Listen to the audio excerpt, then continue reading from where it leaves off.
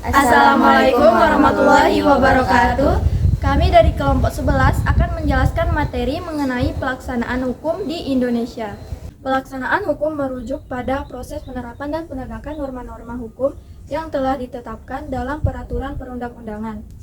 Ini mencakup berbagai aktivitas yang dilakukan oleh lembaga penegak hukum seperti polisi, kejaksaan, dan pengadilan untuk memastikan bahwa hukum diikuti dan diterapkan secara adil. Pelaksanaan hukum juga melibatkan penyelesaian sengketa, perlindungan hak-hak individu, serta penegakan sanksi bagi pelanggar hukum. Landasan hukum di Indonesia. Yang pertama, Konstitusi Undang-Undang Dasar Negara Republik Indonesia tahun 1945 merupakan landasan hukum tertinggi di Indonesia. Undang-Undang 1945 mengatur berbagai aspek penting, termasuk hak asasi manusia, kekuasaan negara, dan prinsip-prinsip negara hukum. Pasal-pasal dalam Undang-Undang 1945 menegaskan bahwa setiap warga negara berhak atas perlindungan hukum dan keadilan. Yang kedua yaitu peraturan perundang-undangan. Pelaksanaan hukum di Indonesia juga didasarkan pada berbagai peraturan perundang-undangan. Antara lain yang pertama, Kitab Undang-Undang Hukum Pidana, yang mengatur tentang tindak pidana dan sanksi yang dikenakan. Yang kedua yaitu Kitab Undang-Undang Hukum Perdata, yang mengatur tentang hubungan hukum antar individu. Yang ketiga yaitu Undang-Undang tentang Peradilan Umum, yang mengatur proses peradilan di Indonesia. Yang keempat, Undang-Undang tentang Hak Asasi Manusia, yang menjamin perlindungan dan pemenuhan hak asasi manusia. Kemudian ada proses pelaksanaan hukum di Indonesia. Di antaranya, pertama ada penegakan hukum. Penegakan hukum di Indonesia dilakukan oleh berbagai lembaga. Antara lain, ada polisi, bertugas menjaga keamanan dan ketertiban masyarakat, serta melakukan penyidikan terhadap tindak pidana. Kemudian ada jaksa, memiliki peran dalam penuntutan perkara pidana dan memberikan pendapat hukum. Dan yang terakhir ada pengadilan, yang berfungsi untuk memutuskan perkara berdasarkan hukum yang berlaku. Kemudian yang kedua ada sistem peradilan. Sistem peradilan di Indonesia terdiri dari beberapa jenis pengadilan. Yang pertama ada pengadilan umum, mengadili perkara pidana dan perdata. Kemudian yang kedua ada pengadilan agama, mengadili perkara yang berkaitan dengan hukum Islam.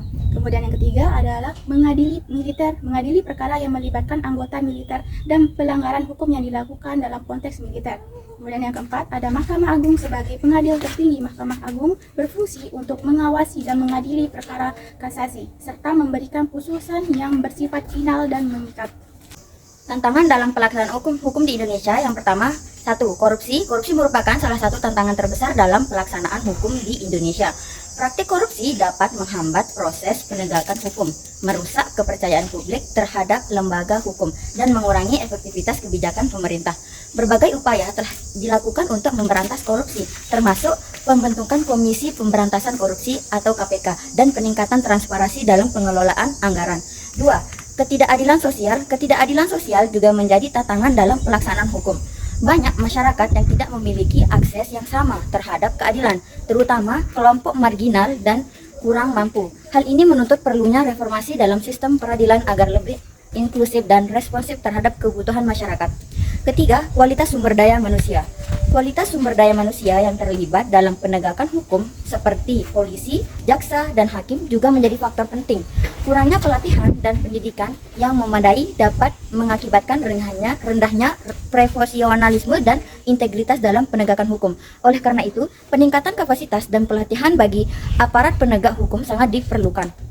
Selanjutnya, upaya meningkatkan efektivitas penegakan hukum dengan 1. Reformasi hukum. Reformasi hukum menjadi langkah penting untuk meningkatkan efektivitas penegakan hukum. Ini termasuk revisi peraturan perundang-undangan yang dianggap tidak efektif, serta penguatan lembaga-lembaga penegak hukum agar lebih independen dan profesional. Kemudian yang kedua ada pendidikan dan kesadaran hukum. Pendidikan hukum bagi masyarakat juga sangat penting. Masyarakat yang sadar hukum akan lebih mampu melindungi hak-haknya dan berpartisipasi dalam proses penegakan hukum. Oleh karena itu, program-program sosialisasi dan pendidikan hukum perlu ditingkatkan. Kemudian yang ketiga ada penguatan lembaga penegak hukum.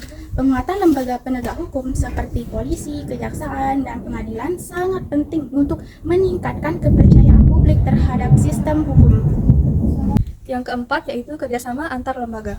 Kerjasama antar lembaga penegak hukum, baik di tingkat nasional maupun internasional, juga penting untuk meningkatkan efektivitas penegakan hukum.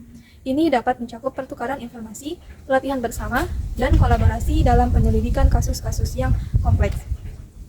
Yang terakhir yaitu penggunaan teknologi. Memanfaatkan teknologi dalam penegakan hukum dapat meningkatkan efisiensi dan efektivitas. Penggunaan sistem informasi manajemen, analisis data, dan teknologi komunikasi dapat membantu dalam pengumpulan bukti, penyelidikan, dan proses peradilan. Pelaksanaan hukum di Indonesia menghadapi berbagai tantangan termasuk korupsi, ketidakadilan sosial, dan kualitas sumber daya manusia. Namun, dengan melakukan reformasi hukum, meningkatkan pendidikan dan kesadaran hukum, serta memperkuat lembaga penegak hukum, diharapkan sistem hukum di Indonesia dapat lebih efektif dan adil. Upaya bersama dari semua pihak termasuk pemerintah, masyarakat, dan lembaga swadaya masyarakat sangat diperlukan untuk mencapai tujuan ini. Dengan demikian, keadilan dan perlindungan hak asasi manusia dapat terwujud secara optimal di Indonesia. Demikian penjelasan materi yang kami sampaikan. Kurang lebih kami mohon maaf. Wassalamualaikum warahmatullahi wabarakatuh.